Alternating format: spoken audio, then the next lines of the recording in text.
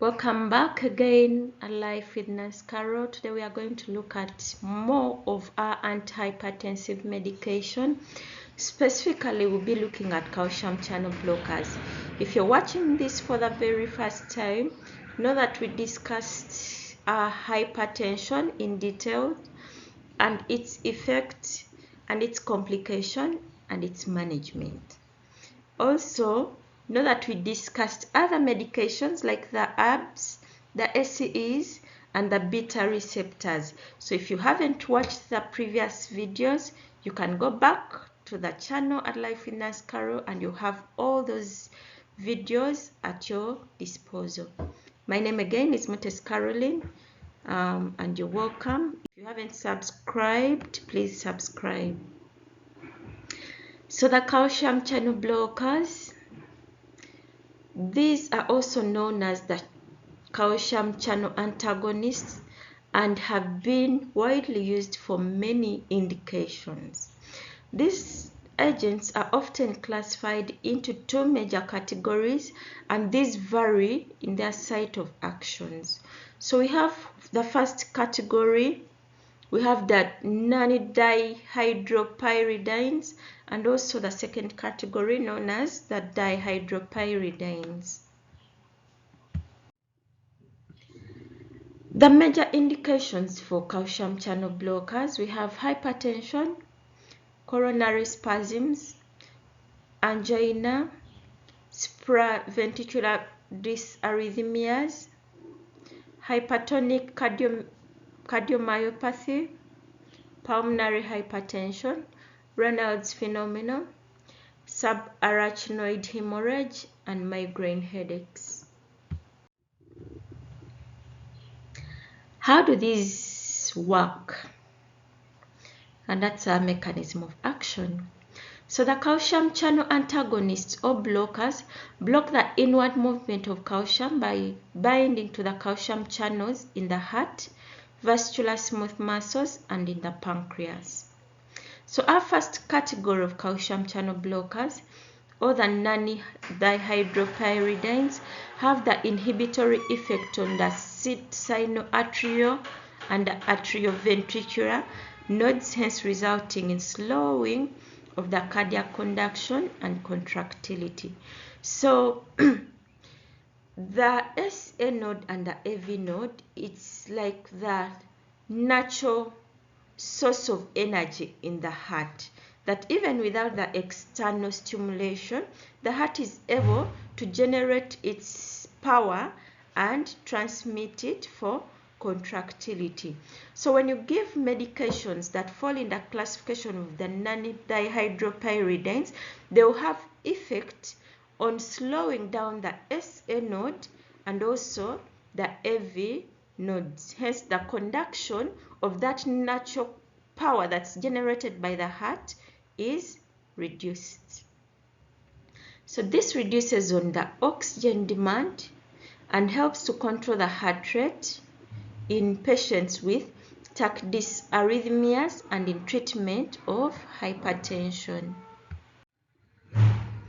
We have the second category, the dihydropyridines. In therapeutic dosings, however, have little effect on the myocardium, but instead are more potent peripheral vasodilators, which is why they are very useful for hypertension, post-intracranial hemorrhage, associated vasospasms, and migraines. So while the non-hydropyridines will work strictly at the heart, these have effect away from the heart in the vessels. So the examples of the dihydropyridines and the non-dihydropyridines are listed below. All the dihydropyridines will end in dipine. So the memory lane is dipine.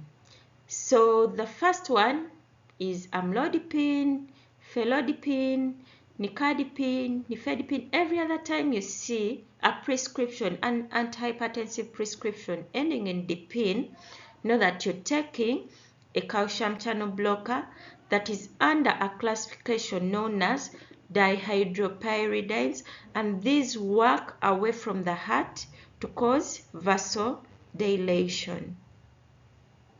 And then the other examples of the non-dihydropyridines, we have verapamil and dautism or cardism.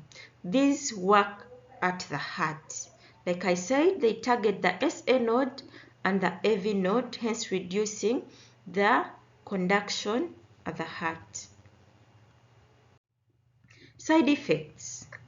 There is fatigue, there is heartburn, there is facial flushing, there is swelling in the abdomen, ankles and feet, there is constipation, there is dizziness, hypotension, arrhythmias, tingling and numbness in the feet and the hands. There will be shortness of breath or wheezing. So every time you're taking the calcium channel blockers, you need to monitor for these side effects, and if it's affecting your activity or your daily life, you need to report back to your healthcare providers for change or any other interventions. There are adverse effects. There are expected effects, which are also called the side effects, but there are also adverse effects where if you experience this, you may need intervention. So for non-dihydropyridines, these may cause constipation, but they also may worsen cardiac output and bradycardia. Like we said, these target the heart and they target the conduction of the AV node and the SA node. So in such patients who already have issues with their cardiac output, these will be contraindicated because this could be worse. For the dihydropyridines, these may lead to lightheadedness, flushing, headaches, and peripheral edema. And this is mainly because they are causing vasodilation. Vasodilation, hence causing extreme flushing or bringing blood nearer to your skin. The peripheral edema is likely related to the redistribution of fluids from the intravascular space to the interstitium. There have also been reports of gingival hyperplasia, hence you need to watch for bleeding from the gum. So every time someone is given a calcium channel blocker, and specifically the dihydropyridines, and then they start reporting that these days every time I brush I see some bleeding, you need to monitor this and either change this person, reduce on the doses, or you need to give this person another classification of antihypertensive. Toxicity. One of the things that you need to monitor for is the toxicity when giving calcium channel blockers. So hypertension are the primary features seen in calcium channel antagonists or blockers, and these findings are due to peripheral vasodilation and reduced cardiac contractility. Hypotension and bradycardia may be profound and life-threatening. It results from peripheral vasodilation, bradycardia, and decreased inotropy. Cardiac conduction may also suffer impairment with AV conduction abnormalities, complete heart block, and idioventricular rhythms. So like I said, while these will help with reduction of your hypertension, they also have major effects. And in people who have already existing conditions similar to the effect of this drug will be contraindicated.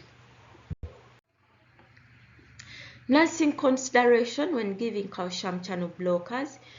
In whatever way, you need to avoid grape juice because this increases the metabolism of this drug, hence affecting its effectiveness. Also, it inhibits its absorption. Second, you need to monitor for any signs of toxicity of calcium channel blockers or any other side effects. One of the things you need to note, never stop a calcium channel blocker abruptly. Instead, you need to taper it off slowly, because the moment you stop it immediately, you could have adverse effects, or because the body is trying to cope with something that it's used to.